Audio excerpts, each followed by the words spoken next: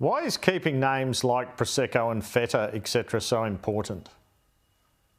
From a European perspective, they feel like those product names are central and linked in some cases specifically to the geographical region.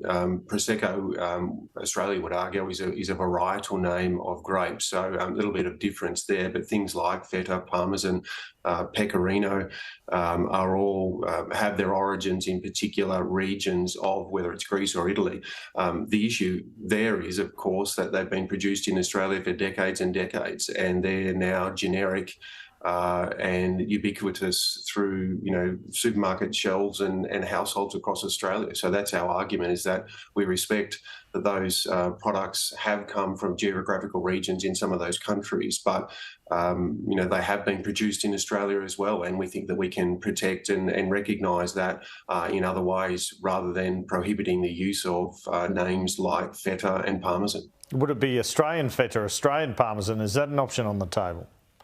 Something like those sorts of things are being put forward. So, we hope that we can achieve an outcome and we can continue to see feta cheese on the supermarket shelves in Australia and produced by manufacturers using Australian dairy products, milk from Australian farmers. That's our aim.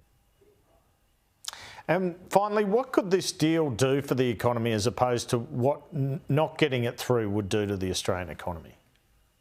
Look, it can mean billions of dollars, essentially. I mean, the European market is incredibly competitive. It's a mature market, so it will be tough going for farmers and processors that export their products to the European market. But it could mean, if we get the right outcome, billions of dollars in terms of increased market access for things like beef, sheep meat, dairy products, grains, sugar, if we get the right outcome. So, that's why we're here. That's why we're pushing Minister Farrell to get a good deal, because we do think it's worth it.